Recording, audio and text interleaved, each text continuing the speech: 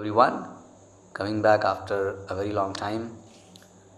Last time we learned about section 190, section 191. Basically, we came to know something about cognizance. Investigation is done, and now the next step coming up after investigation. Once the police has submitted the final report under section 173, which we commonly know as the charge sheet, उसके बाद क्या होता है? कोई बहुत अलग से एक प्रोसीडिंग नहीं है, बस ये एक कह लीजिए कि एक स्टेप है, सीढ़ी जिसको बोलते हैं. अब इसके बाद ट्रायल शुरू होना है, लेकिन ट्रायल कब शुरू होगा? जब मैजिस्ट्रेट की नोटिस में कोई मामला आए, रादर जब मैजिस्ट्रेट किसी मामले की नोटिस ले. Okay, when the magistrate takes the judicial notice of a particular offence, और when he or she applies his or her judicial mind into the offence, उसी को कॉग्निजेंस कहते हैं. Okay, conditions requisite for initiation of proceedings. कौन सी proceedings? Of course trial और charge वगैरह जो लगाती है कोर्ट, ये तमाम जो प्रोसीडिंग्स है, उसके बाद की जो प्रोसीडिंग्स हैं, उसके पहले जो कंडीशंस रिक्वायर्ड हैं, वो कॉग्निजेंस की स्टेज जो है उसकी बात हम कर रहे थे. और इसी की बात हमने पिछले वीडियो में कुछ की. सेक्शन 190 हमने डिस्कस किया, 191 किया. ओके, आज जो है मैं सेक्शन 200 पे जाना चाहता हूँ. ओके, कॉग्निजेंस के बाद जो एक बहुत इंपॉर्टेंट स्टेप आगे आ रहा है ट्रायल के पहले. ओके, ट्रायल शुरू अभी हुआ नहीं है, इन्वेस्टिगेशन पूरा हो चुका है, चार्जशीट भी जो है जमा हो चुकी है, या कंप्लेनेंट ने कंप्लेंट जमा कर दी है. अब कॉग्निजेंस जो है, अगर मैजिस्ट्रेट ने ले लिया है, फिर क्या स्टेप है? कॉग्निजेंस नहीं लिया है अगर मान लीजिए, तो सेक्शन 156 सब सेक्शन 3 में इन्वेस्टिगेशन वो डायरेक्ट कर देंगे. ओके, कॉग्निजेंस अगर ले लिया तो फिर सेक्शन 200 में जाएंगे.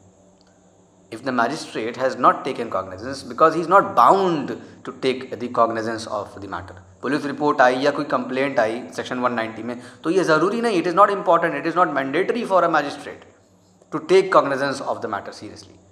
ओके, कॉग्निजेंस नहीं ले रहे हैं तो under section 156 sub section 3 of CRPC, magistrate is going to direct for the investigation into the offence. Okay, और अगर कॉग्निजेंस ले लिए हैं, जुडिशियल नोटिस ले लिया है, तो सेक्शन 200 में जाते हैं. वहाँ जाकर क्या करते हैं? Examination of the complainant. Section 200 में तब जाते हैं मैजिस्ट्रेट जब वो किसी कंप्लेंट पर कॉग्निजेंस लेते हैं. When the magistrate takes cognizance upon an individual complaint. किसी ने अगर section 190 sub section 1 clause A, इसके तहत कोई कंप्लेंट अगर जो है दाखिल कर दी है मैजिस्ट्रेट के सामने, तो इस पर अगर मैजिस्ट्रेट ने संज्ञान लिया है तो वहाँ पर वो सेक्शन 200 में जाते हैं. नहीं लिया है तो सेक्शन 156 में जाकर वो इन्वेस्टिगेशन का आदेश करते हैं. अब जब इन्वेस्टिगेशन होगी फिर चार्जशीट आती है, ठीक है, तब जाकर वो कॉग्निजेंस लेते हैं. ठीक है, अभी कॉग्निजेंस आपने लिया है तो सेक्शन 200 में जाएंगे डायरेक्ट, अगर कंप्लेंट पर कॉग्निजेंस लिया है. तो let us go to section 200 और थोड़ा बहुत हम इसको पढ़ते हैं और जानने की कोशिश करते हैं कि सेक्शन 200 में है क्या. Okay, complaints to magistrates, chapter number 15 शुरू हो रहा है यहाँ पर. Okay, complaints to magistrate. अगर कोई शिकायत आई है तो उसके बाद संज्ञान लेता है अगर मैजिस्ट्रेट, तो आगे के क्या स्टेप्स हैं. सेक्शन 200 में आएंगे. Examination of complainant. Okay, a magistrate taking cognizance of an offence on complaint shall examine upon oath the complainant. पहली चीज़ क्या? कॉग्निजेंस अगर ले लिया है तो कॉग्निजेंस की क्या ना कुछ निशानियाँ होती हैं. Okay, there are some symptoms जिसको बोलते हैं कि भाई अगर आपने संज्ञान लिया है तो वो कैसे दर्शाया जाए. कोई ना कोई वो काम करेंगे, कुछ कार्रवाई करेंगे, कागजी कहीं साइन करेंगे, कोई कागज़ मंगाएंगे कुछ, तब तो ऐसे ही कहाँ से. नहीं, कॉग्निजेंस अगर लिए हैं तो यहाँ पर कंप्लेंट पे अगर कॉग्निजेंस लिए हैं तो उसकी पहली जो एक निशानी है कह लीजिए, ओके, द फर्स्ट स्टेप, वो examination of complainant upon oath. शपथ पर जो है वो शिकायतकर्ता को एग्जामिन करेंगे मैजिस्ट्रेट. यही नहीं, जो विटनेसेस हैं उनको भी अपॉन ओथ एग्जामिन करेंगे magistrate. Okay, shall examine upon oath the complainant and the witnesses present, if any, and the substance of such examination shall be reduced to writing and shall be signed by the magistrate, the complainant, as well as the witnesses or witness if any. तो ये तीनों लोग उस पर sign करेंगे, magistrate, complainant, और अगर कोई गवाह मौजूद है या ढेर सारे गवाह हैं तो सबके सब उनका एग्जामिनेशन जब शपथ पर हो जाएगा तो वो सिग्नेचर करेंगे उस पर. ठीक है, और जो कंप्लेंट अगर ओरली है तो वो उसको रिड्यूस इनटू राइटिंग, उसको जो है लिखित में करेंगे. ये मैजिस्ट्रेट का काम है. एक इंसान गया मैजिस्ट्रेट के पास, शिकायत किया, भाई मैजिस्ट्रेट को लगता है कि हाँ मामला जो है वो संज्ञेय है, संज्ञान लेने लायक मामला है, सीरियस है, इसका इन्वेस्टिगेशन, इस पर कार्रवाई ज़रूरी है. उन्होंने क्या किया कि उस शिकायत पर संज्ञान ले लिया. तो वो तमाम जो कंप्लेनेंट हैं, विटनेसेस हैं, उनको एग्जामिन करेंगे अपॉन ओथ और उस शिकायत को जो है वो लिखित में दर्ज करेंगे. Is going to reduce the complain into writing. Okay, and then to get the complaint, the magistrate is going to get the complaint signed by the complainant as well as the witness or witnesses, and he is also going to sign the complaint himself. Magistrate भी उस पर sign करेंगे.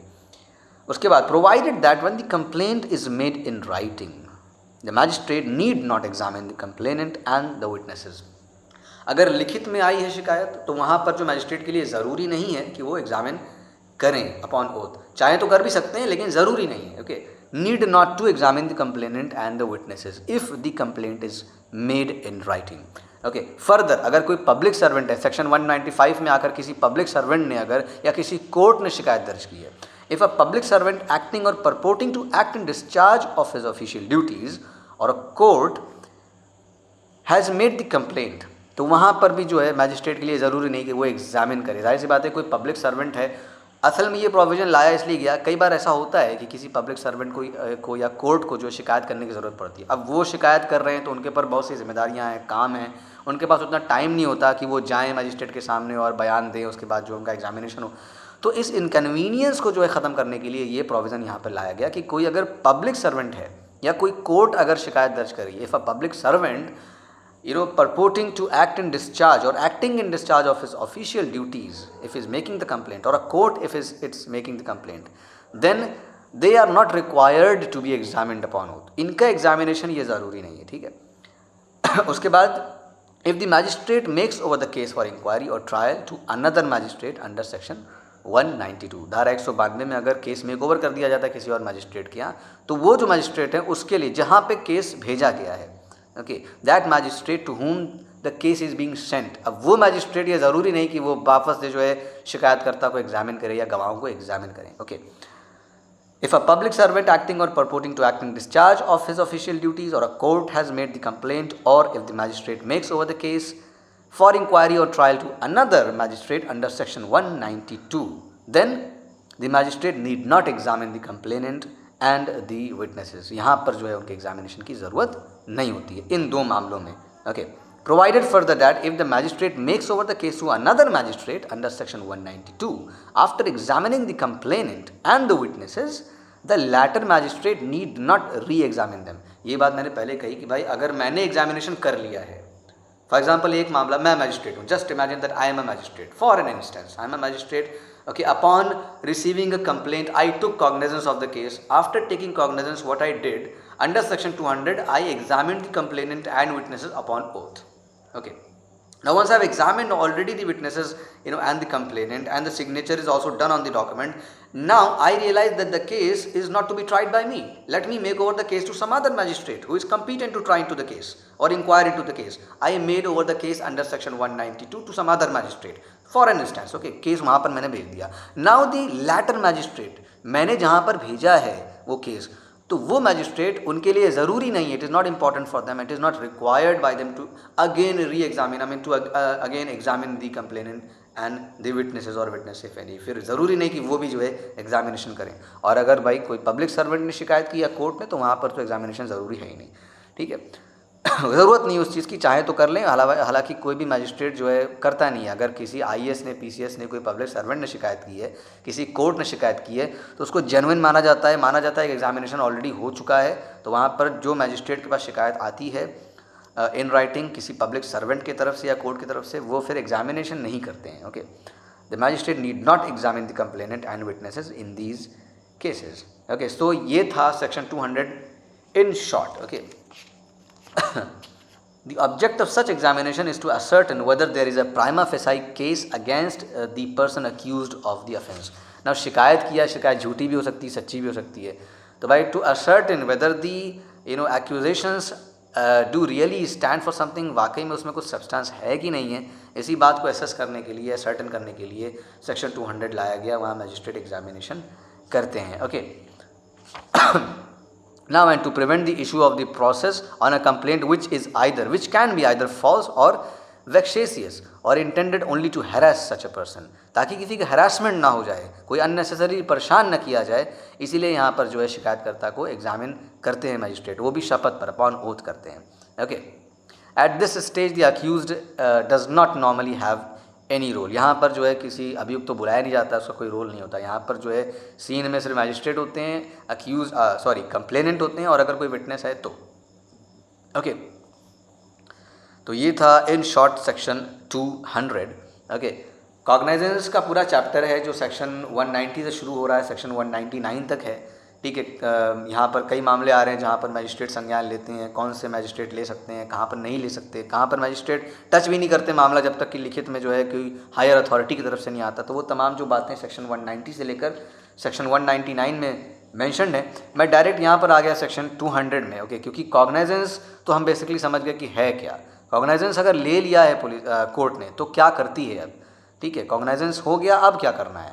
अगर complaint पर कॉग्नाइजेंस लिया है तो section 200 में आकर एग्जामिन करेंगे कंप्लेनेंट को, नहीं लिया है तो सेक्शन 156 सब सेक्शन 3 में वो केस को जो इन्वेस्टिगेट करने का आदेश देते हैं पुलिस को। इसके बाद फिर वो संज्ञान लेते हैं। ठीक है, वर्ड में यूज़ हुआ है सेक्शन 190 में, जहाँ भी वर्ड है वो मे वर्ड यूज़ है। मे को शैल की जगह हम जो है अज्यूम नहीं कर सकते। ठीक है, we can not construe the word may as must, वो हम नहीं कर सकते। मे है तो मतलब कर भी सकता है, नहीं भी कर सकता है, संज्ञान ले भी सकते हैं, नहीं भी ले सकते हैं।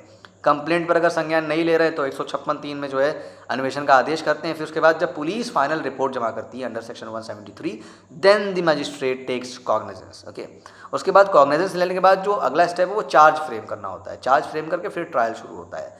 ठीक है, अभी अगर सेक्शन 200 में आकर कंप्लेंट का संज्ञान लेकर एग्जामिनेशन करें हैं तो उसके बाद फिर 204 में जाते हैं। ठीक है, 204 में जाकर समन या वारंट जारी करना है, चार्जेस फिर फ्रेम होते हैं। ठीक है, उसके बाद प्लीड गिल्टी है नहीं है, फिर ट्रायल शुरू होता है, तमाम चीज़ें शुरू होती हैं। ये बाद के प्रोसीजर्स हैं। संज्ञान के बाद कंप्लेंट पर धारा 200 में आकर जज एग्जामिन करते हैं कंप्लेनेंट को। ओके, तो ये था इन शॉर्ट सेक्शन 200। ओके, तो let us meet in the next video and let's try to understand further आगे के प्रोसीजर्स क्या हैं और कुछ और जो इंपॉर्टेंट सेक्शंस हैं। Okay, thank you so much. और हाँ, अपना अपना ख्याल रखें भाई, take care of yourself, stay inside. Lockdown तो अब ऑलमोस्ट ख़त्म हो गया, अनलॉक का जो है एक प्रोसीजर शुरू हो गया है, पूरे देश में अनलॉक कर रहे हैं। ट्रांसपोर्ट भी काफ़ी हद तक स्टार्टेड है, हालांकि रेस्ट्रिक्शंस के साथ है। तो आप लोग जो है रेस्ट्रिक्शंस का पालन करें और जितना हो सके सेल्फ़ रिस्पॉन्सिबिलिटी जो होती है, ख़ुद जो है एक ज़िम्मेदारी उठाए।